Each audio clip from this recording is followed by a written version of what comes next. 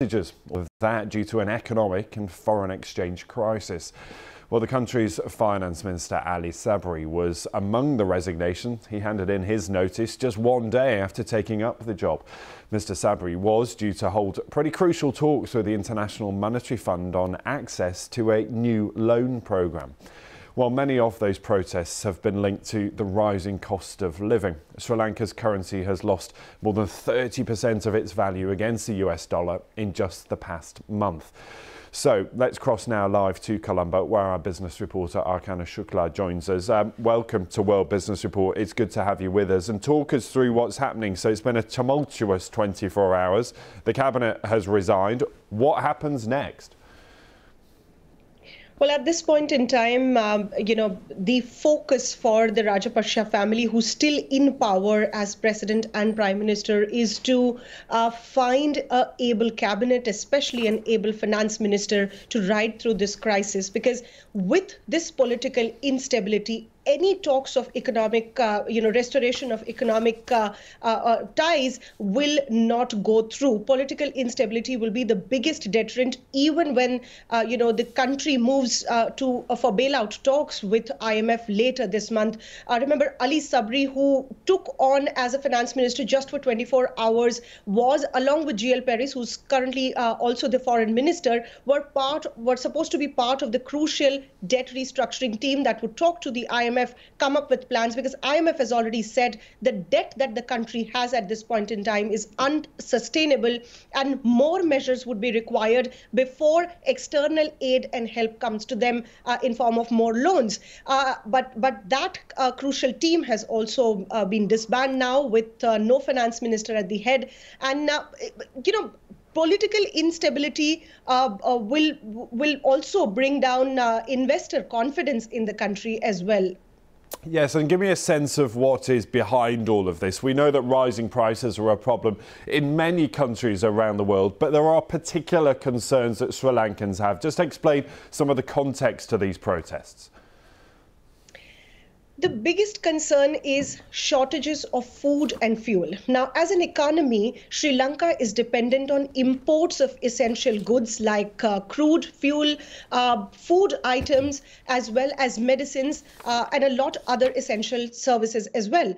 At the same time, they fund these imports with foreign exchange that they get from exports of garment, tea, rubber, as well as the entire big tourism industry in Sri Lanka. Now, because of Easter attacks in 2019 and followed by 2 years of pandemic, the entire export industry, along with tourism, collapsed, and the foreign exchange reserves came down. During this time, the government that was reeling to repay debts that it has ballooned, almost $51 billion of foreign debt that the country has accumulated over the years, including a large bit of commercial loan from China for large infrastructure projects that did not really bring revenues back to the country. That was another burden that the country was looking into. So to deal with that, the government went ahead, devalued its rupees, it reduced interest rates as well, raising inflation. Shortages added to inflation, with prices going up of essentials by 2 to 4 times in certain categories. And this is something that the government will need to find a way out to find money, find dollars to pay for fuel imports. Yes, clearly a problem that will take some time to solve. But for now, Archana, thank you. I know you'll keep us up to date live there from Colombo. Thank you. Elsewhere, a staffing crisis is continuing to take its toll on the UK's travel sector. It's causing pretty miserable delays for passengers, and more flights are expected to be cancelled today too, and in the days ahead. EasyJet, British Airways and the airport operators themselves are trying to manage staff absences caused by COVID. They're double the normal level. Well, one travel expert told us the swift return of international travel is causing big staffing problems. I'm afraid it's going to be an extremely bumpy period for at least the next month. So that means it's going to take in the peak Easter period. Essentially, what's happening is that the demand has returned faster than many airlines and airports had anticipated on the back of government restrictions being reduced in the UK and beyond.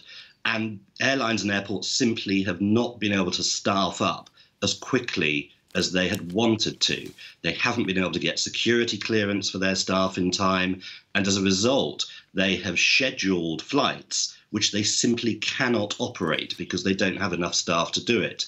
When you add that into the COVID equation and the fact that several staff are off due to having COVID and having to self-isolate, then you've got this heady cocktail, which understandably the airlines are very nervous about.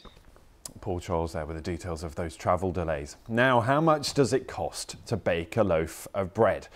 In France, it has become something of a national debate. Prices are rising quickly. The conflict in Ukraine has pushed up the cost of staples like wheat. Electricity and gas also becoming worryingly expensive. So in the run-up to the first round of the country's presidential election this weekend, the cost of living has become the main political battleground. And the humble baguette is becoming a symbol of rising concern, as Theo Leggett reports. Making baguettes. It's something French bakers have been doing on a daily basis for at least 100 years. At this family-run boulangerie outside Metz, the ovens are warm and the bread is crisping nicely. But owner Christian is worried because costs are rising as fast as his loaves, and he's having to put his prices up. The price of a baguette is €1.30. We've already had to put it up recently. It used to be €1.10. But I think from September we are going to have to put it up again, maybe to €1.50. So here's the problem. Let's take a baguette, an absolute staple of French daily life. Now, about half of the cost of a baguette is normally made up of the salaries of the people who have to cook it. But those salaries are going up, so the amount of money spent on them is also increasing. Then we've got the cost of the ingredients, normally about a third of the price, but they're going up as well, nearer 33 to 35%. And energy costs, well, they've tripled. Now, what all of this means is that when you take into account other costs, like rent and all that sort of thing, you're left with very little for the baker. And that's why the cost of a baguette is going to have to rise. The price of flour is a major issue. This mill outside Lille supplies 100 bakeries. The owners say they have no choice but to pass on their own rising costs. Since the conflict in Ukraine began, there's been a big increase in the price of wheat. In September, it used to cost €240 per tonne, and it's now over €400. But it's not just about the price of bread. Here in the marketplace in Lille, you can buy fresh fruit and vegetables, meat, fish. But it doesn't really matter what you're buying. What the stallholders here tell us is that the price of everything is going up. It's having a big impact because when you're buying goods wholesale, prices have really gone up by 30 to 40%. It's really difficult. Let's hope they're going to do something about it, because otherwise we might have to close the store. We can't even pay our fees at the moment. And you have the price of cereals, agricultural products and fresh foods. And experts say it's the poorest people who are hit the hardest. It's the low-cost products, discount products, that will be the most impacted. And this kind of product is consumed by the low-income household. So it's a main problem. The rising cost of everyday essentials is threatening to become a serious social problem in France. And with elections looming, there's no question the price of the daily baguette has already become a political issue. Theo Leggett, BBC News in Eastern France. Who knew a baguette could become such a focal point? You're up to date with all the business. Don't forget you can get in touch with me and the rest of the team. I'm on Twitter at BBC Ben Thompson. We'll see you very soon. Bye-bye.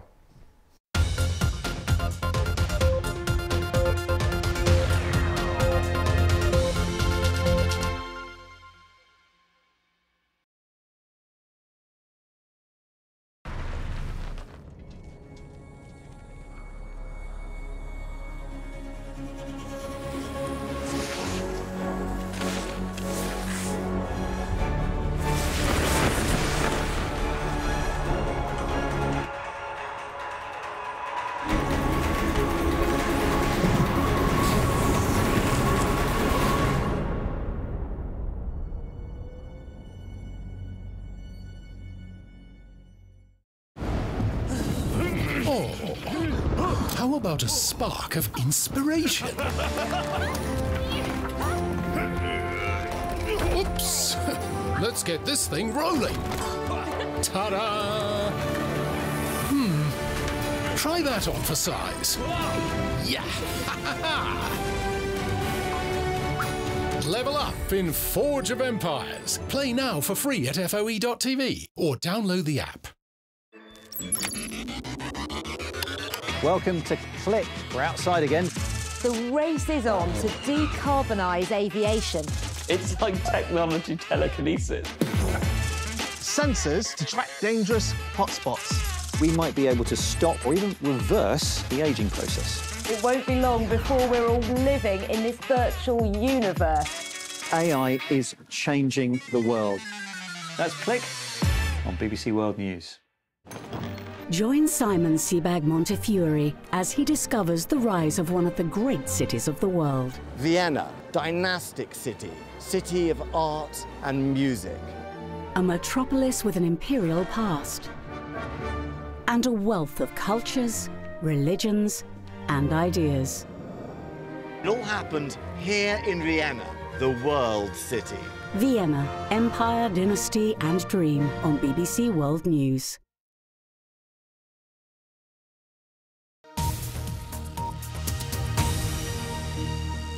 Catch up with all the latest sports news and results from around the globe. Now on BBC World News, Sport Today.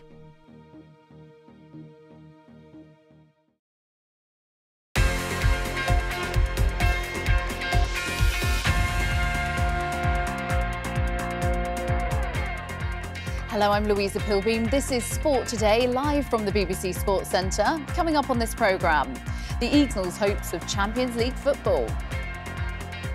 Tiger is back at Augusta, but will the maestro play the Masters? And another title for the unstoppable force of women's tennis, the new world #1 Iga Swiatek tells the BBC how it feels to be on top of the world.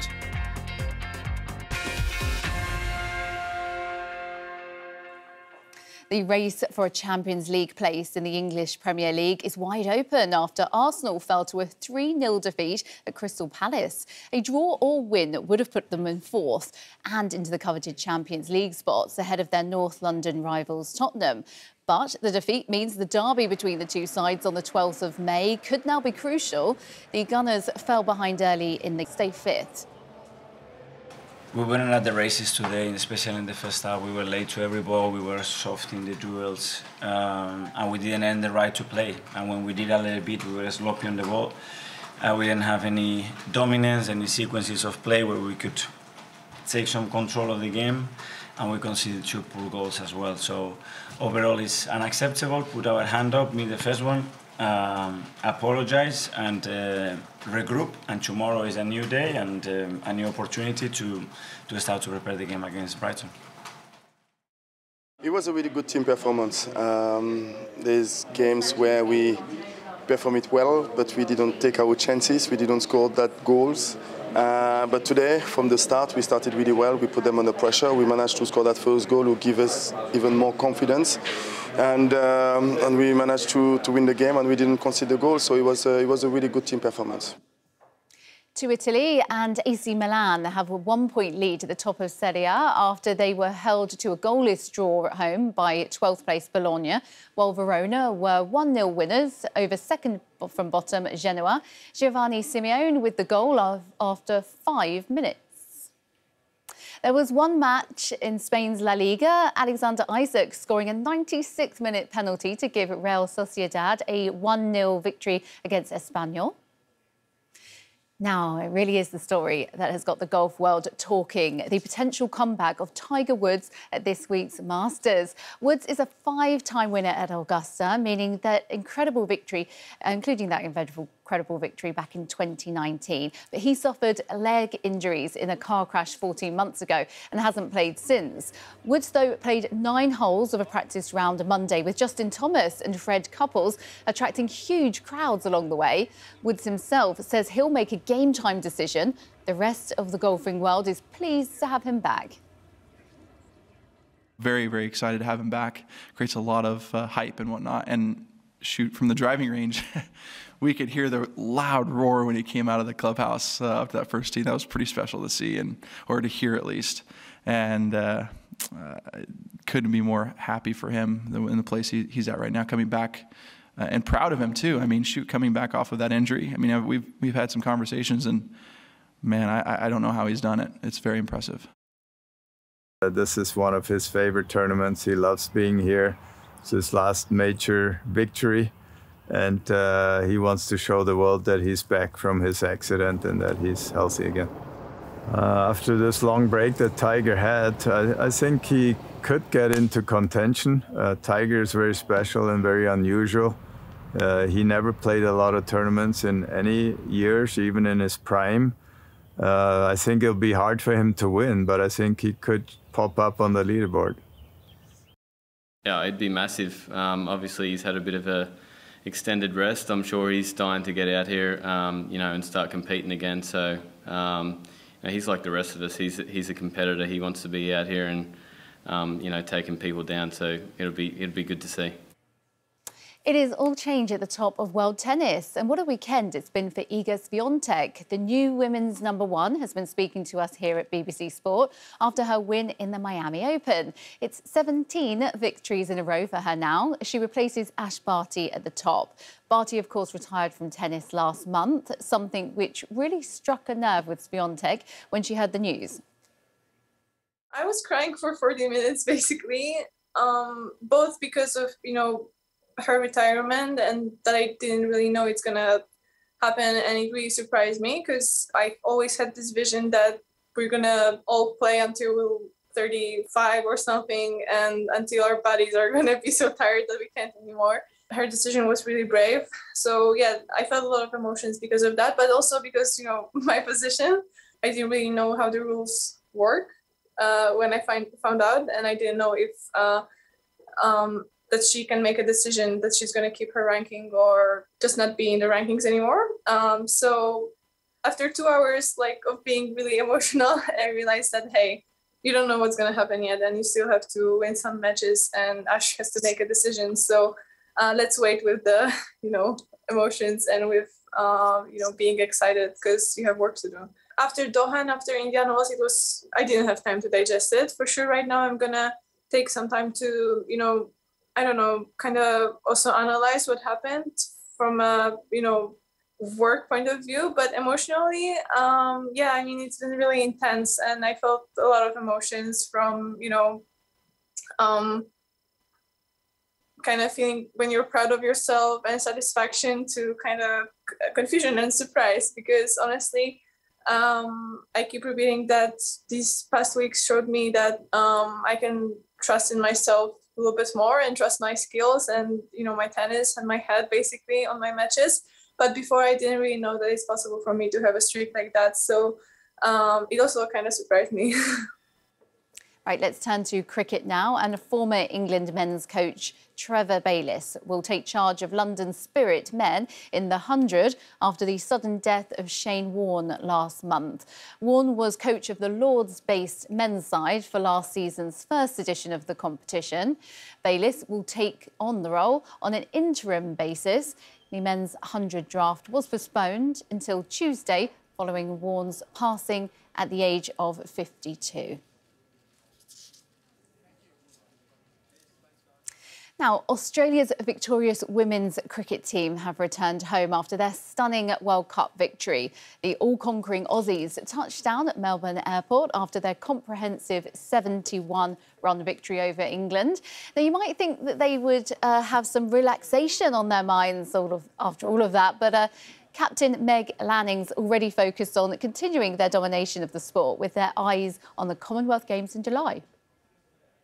Oh, the Com Games is going to be really exciting. It's a new opportunity for us, something we haven't done before, and you know, we're certainly very excited to get that chance to represent our country at a you know, competition like that. And then the World Cups keep coming, T20 again next year. So yeah, there's certainly no chance to just stop and sort of think you've got it all covered. We'll certainly try and make sure that we're as ready as we can be for those tournaments. Now, just a reminder of our top story that Arsenal have missed out on the top 4 in the Premier League for now after that defeat by Crystal Palace. Now, you can get all the latest sports on our website. That is bbc.com/sport. From me, Louisa Pilbeam, and the rest of the team, goodbye.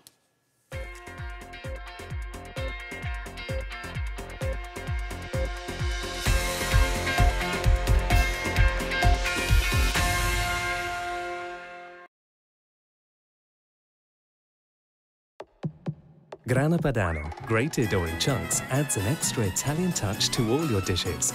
Grana Padano, the world's best-selling PDO cheese.